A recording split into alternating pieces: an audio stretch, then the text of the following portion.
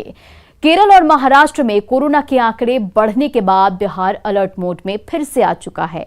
आज कोरोना से बचाव की तैयारी को लेकर मुख्यमंत्री नीतीश कुमार ने बैठक की, जिसमें उन्होंने कई दिशा निर्देश भी जारी किए।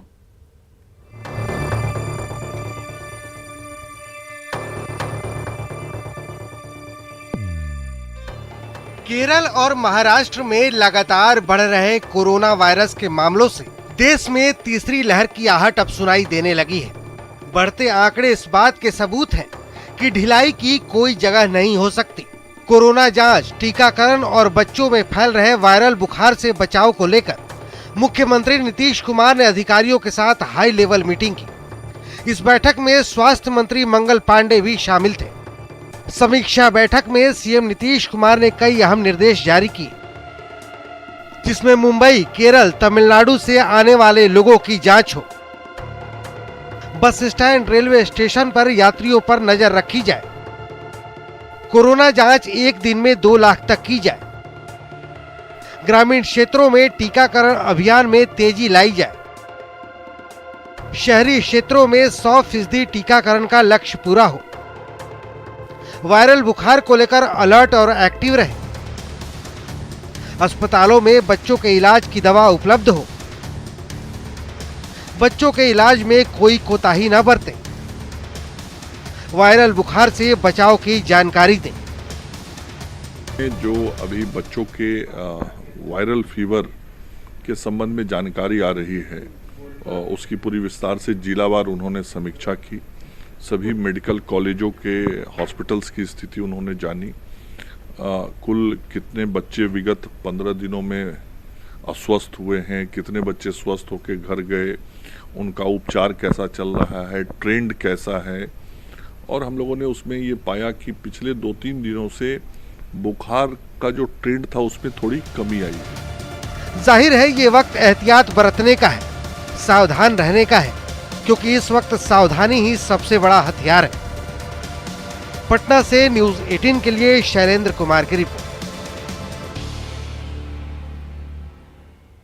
मुख्यमंत्री ने आज हाई लेवल मीटिंग की और कई दिशा निर्देश भी जारी किए। अब इस खबर को समझिए।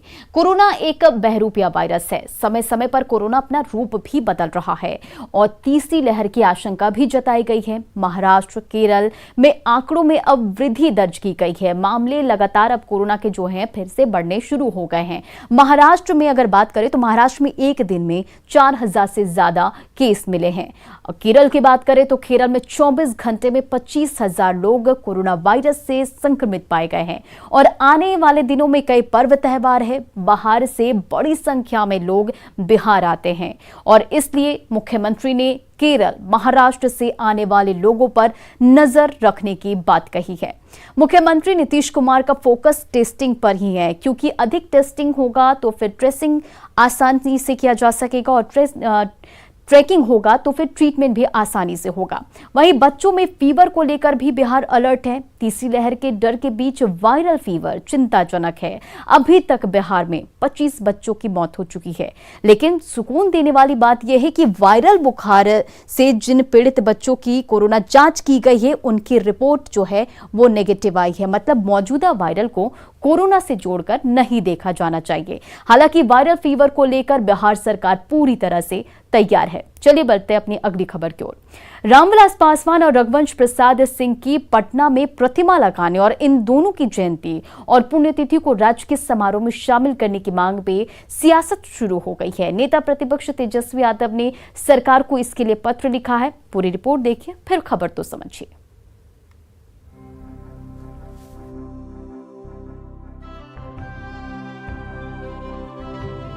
रविवार को पूर्व केंद्रीय मंत्री रामविलास पासवान की पहली बरसी है। एलजेपी की तरफ से बरसी की तैयारी जोरों पर है। तो इसी बीच नेता प्रतिपक्ष तेजस्वी यादव ने नीतीश कुमार के सामने 3 मांगे रखी हैं। पहली मांग, रामविलास पासवान और रघुवंश प्रसाद की जयंती और पुण्यतिथि को राजकीय समारोह घोषित किया जाए। दूसरी मांग, दोनों दिवंगत नेताओं की प्रतिमा पटना में लगाई जाए। तीसरी मांग, रघुवंश प्रसाद सिंह की आखिरी इच्छा पूरी की जाए कि रघुवंश बाबूजी और स्वर्गीय रामविलास पासवान जी का जो है राजकीय समारोह में उनको इंक्लूड किया जाए कि हर साल राज्य सरकार जो है राजकीय सम्मान और समारोह द्वारा जो है वो मनाया जाता है। तेजस्वी यादव की इस मांग का एलजेपी ने समर्थन किया है और कहा है कि तेजस्वी यादव की मांग को सरकार जल्द से जल्द पूरा करे। देखिए, नेता प्रतिपक्ष ने अगर ये मांग किया है तो मैं उनका स्वागत करता हूं। और आदरणीय रामविलास पासवान जी जो हम लोग के नेता थे, वो देश के नेता थे और उनका जो 50 साल का बेदाग करियर रहा है, तो उनको तो हम लोग, हमारी पार्टी, हमारे लोग तो भारत रत्न की इच्छा रखते हैं। यहाँ मूर्ति तत्काल लगनी चाहिए। तेजस्वी यादव और एलजेपी चिराग गुट की ओर से उठ रही मांग पर सत्ता पक्ष का कहना है कि सरकार इस मामले पर गंभीर है और समय आने पर सही फैसला लेगी। तेजस्वी जी क्या बोलते हैं, कहां से आते हैं, कब लैंड करते हैं, कब लैंड करने के बाद क्या बोलते हैं, इसके कौन ठिकाना है? ये सब ज्ञान तेजस्वी जी को, मुख्यमंत्री जी को नहीं देना चाहिए। समझते हैं रघुवंश बाबू के प्रति जितनी चिंता उनके पुत्र को है, उससे ज़्यादा चिंता किसी और को नहीं है। वो लगातार हमारे नेता के संपर्क में है और उनकी जो अंतिम इच्छा थी उस सब माननीय नेता उनकी पूरा करेंगे। कुल मिलाकर देखा जाए तो पूर्व केंद्रीय मंत्री रामविलास पासवान और पूर्व केंद्रीय मंत्री रघुवंश प्रसाद को लेकर बिहार की सियासत बेहद गर्म है। आगे कब तक रहेगी, फिलहाल ये कहना जल्दबाजी होगी, क्योंकि हर दल अपने अपने हिसाब से इन दोनों दिवंगत नेताओं को लेकर अपनी अपनी सियासी रोटी सेक रहा है।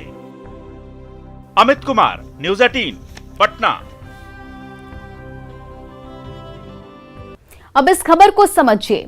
तेजस्वी यादव पुराने नेताओं के नाम पर सियासत कर रहे हैं, रामविलास पासवान के नाम पर सियासी रोटी सेक रहे हैं। रामविलास पासवान ने 2014 में ही लोकसभा चुनाव से पहले नरेंद्र मोदी के साथ हाथ मिलाने के लिए लालू को छोड़ दिया था। रामविलास पासवान का निधन होने तक मोदी सरकार में मंत्री रहे रघुवंश प्रसाद सिंह ने भी आखिरी वक्त में आरजेडी छोड़ दिया था। अस्पताल से लालू को पत्र लिखा था और तेज प्रताप ने कहा था कि एक लोटा पानी निकल जाने से नहीं कोई फर्क पड़ेगा। मतलब दोनों नेताओं ने आखिरी वक्त में आरजेडी को अलविदा कह दिया और अब ऐसे में प्रतिमा की मांग सियासत नहीं तो और क्या है। चलिए बढ़ते हैं आगे।